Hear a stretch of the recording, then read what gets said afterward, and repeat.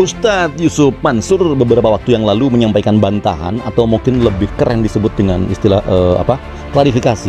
Ustadz Yusuf Mansur memberikan klarifikasi atas pemberitaan yang luas yang menyebutkan bahwa dirinya, Ustadz Yusuf Mansur, itu berjumpa dengan Rasulullah Nabi Muhammad SAW dalam keadaan sadar.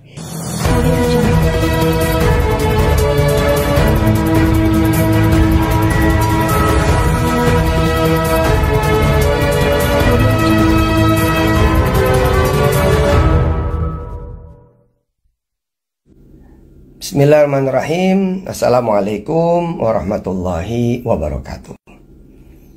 Alhamdulillah. Gitu. Oke, terus mau nanya apa lagi? Ayah Yusuf mau jelasin soal ngimpi ketemu Rasul. Tentang ketemu Rasul, jangan percayalah. Jangan percaya sama orang-orang yang mengatakan bahwa saya bisa melihat Rasul dalam keadaan nyata, dalam keadaan sadar. Gak mungkin kita orang berani ngaku kayak gitu. Itu mah ucapan orang-orang yang tidak bertanggung jawab. Ayah Yusuf, Ustadz Yusuf, saya mengajarkan tentang ihsan. Apa tuh ihsan? Seakan-akan melihat Rasul, seakan-akan Rasul melihat kita, seakan-akan kita melihat Allah, seakan-akan Allah memang melihat kita. Nah, nanti sampai situ perkembangan berikutnya adalah bagaimana kita berjalan seakan-akan terus bersama Allah dan Rasulnya gitu. Udahlah, jangan terlalu kemudian diambil hati soal konten YouTube, TikTok, Instagram. Nanti kita bisa-bisa nggak punya temen, nggak punya guru, dan nggak ada yang lain sebagainya. Terus apakah teguran ini bagus nih, ada bagus nih. Dari Aditya Rizky 91. Maaf Pak Ustadz, apakah mungkin ujian yang bertubi-tubi ke Ustadz sekarang ini adalah teguran dari Allah supaya Ustadz kembali lagi fokus ke jalan dakwah? Saya dengan izin Allah adalah orang yang masuk ke dalam jalan dakwah yang berbagai pintu. Jadi pintu apapun ya pintu dakwah. Kemarin main di bola dakwah, di musik dakwah, di budaya dakwah, di ekonomi, perdagangan, usaha dakwah. Nggak ada darah kita, darah dakwah. Dimanapun kita harus berdakwah. Ada orang nggak seneng ngaji, kita undang senam. Nah begitu senam kita ajarin ngaji. Ada orang nggak seneng senam, tapi seneng masak, terus kita ajarin masak, dapet tuh ngajinya juga. Kayak gitu. Oke, pertanyaan lain apa ini? Ivan Apriana, dah paling bener kuliah sama BSI aja. Iya benar. Ustadz, Bitcoin halal atau haram?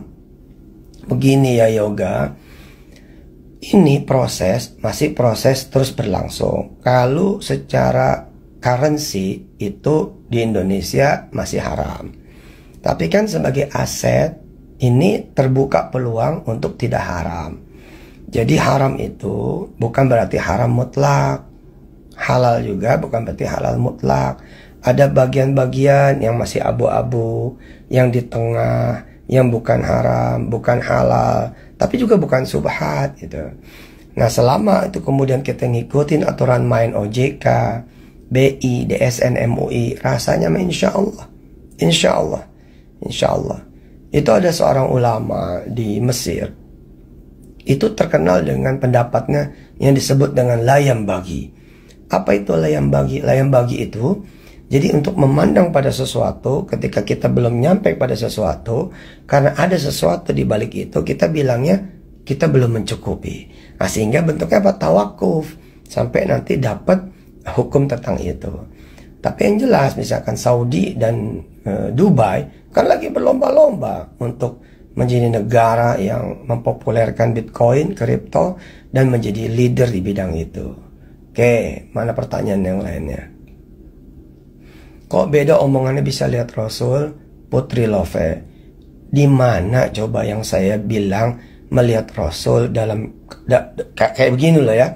Jadi ngelihatnya itu yang utuh. Itu kan pembahasan tentang Al-Hujurat ayat 7. Dan Ayah Yusuf ini membangun tim penerjemah. Di samping saya sendiri menerjemahkan. Nah, saya menerjemahkan, di antara yang diterjemahkan itu adalah ceramahnya Syekh Ratib An-Nabulsi tentang tadabbur surah Al-Hujurat ayat 7. Wa'lamu anna fikum Rasulullah. Pokoknya gini aja lah, logikanya di mana? Ada Ustadz Yusuf Mansur ngaku bisa ngelihat Rasul di siang bolong. Bunuh diri kan saya. Gak mungkin lah Ustadz kalian semua ini ngaku-ngaku kayak gitu. Gak mungkin. Narasi diputer balikin. Bener-bener dah. Tapi kan hari ini kan siapa juga ya yang gak ngomongin di sokmed, ya kan? Ya sudah, kalau percayanya begitu, ya mau diapain? Gak apa-apa. Oke, mana lagi?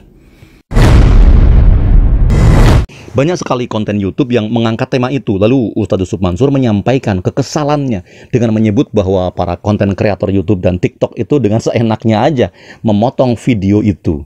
Pemberitaan tentang Ustadz Yusuf Mansur yang konon berjumpa dengan Nabi Muhammad SAW itu bermula dari ketika Ustadz Yusuf Mansur dengan sangat menggebu-gebunya berceramah di sebuah acara yang diselenggarakan, jika tidak keliru, TV One.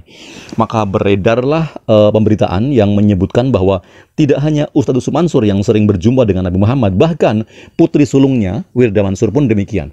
Nah, perkara Ustadz Yusuf Mansur yang mengaku berjumpa Nabi Muhammad SAW dalam ceramahnya di acara TV One itu, Ustadz Yusuf Mansur mengatakan bahwa perjumpaan dengan Nabi itu terjadi di berbagai tempat, baik di rumahnya, bahkan di mobilnya saat ia berkendara. Dibilang begini, dari semula hanya mendengar suara saja, hanya suara saja, lalu bahkan dia duduk, bahkan beliau ada di mobil saya, bagaimana mungkin saya akan menerobos lampu merah? Beliau duduk, beliau ada di mobil saya, bla bla bla bla bla. Begitu isi ceramah Ustadz Yusuf Mansur ketika itu. Jika diperhatikan dari kalimat-kalimat dalam ceramahnya itu, memang terjadi kesalahan sang penceramah dalam penyampaian.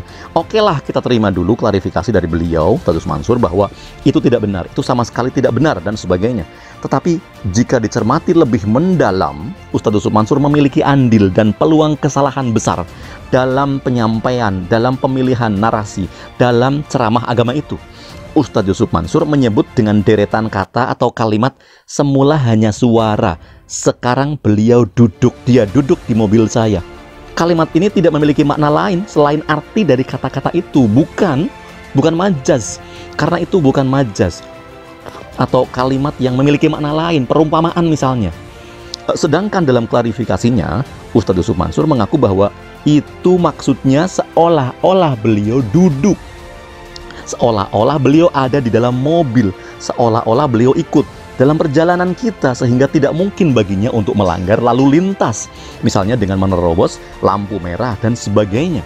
Dalam hal ini Ustadz Yusuf Mansur semestinya tidak cukup membantah, tetapi alangkah tepatnya dan sudah semestinya, seyogianya Ustadz itu mengakui saja, legowo dan berlapang dada bahwa telah terjadi kesalahan pada dirinya dalam menyampaikan ceramah atau dalam memilih diksi, pilihan kata atau kosakata. Sebut saja bahwa dirinya adalah sumber kesalahan. Setidaknya kalaupun tidak mengaku sebagai sebuah kesalahan, sebutlah sebagai sebuah kesalahpahaman atau kesalahmengertian antara maksud yang hendak disampaikan penceramah dengan penerimaan yang ditangkap oleh jamaah, pendengar atau hadirin wal hadirat.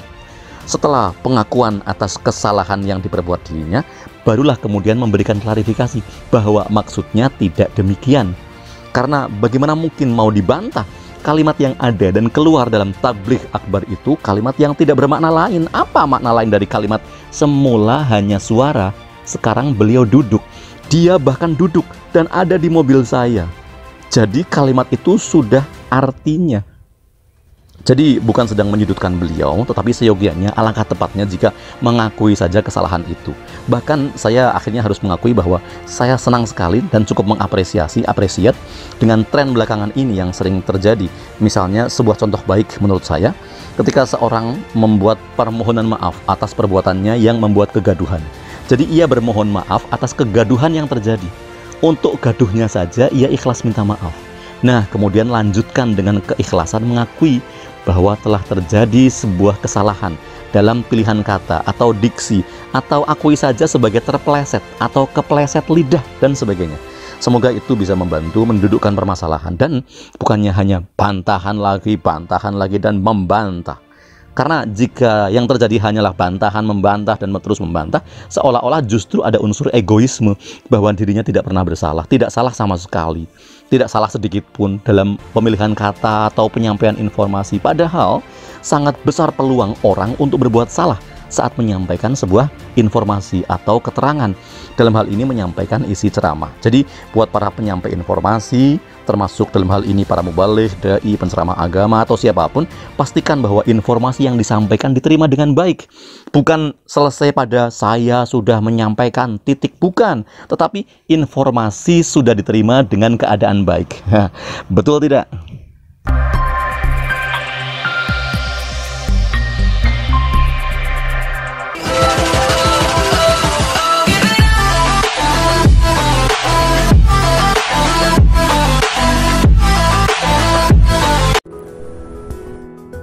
Terima kasih teman-teman yang sudah menonton video ini. Jangan lupa klik tombol subscribe. Dan jika kalian suka video ini, angkat jempol kalian. And see you!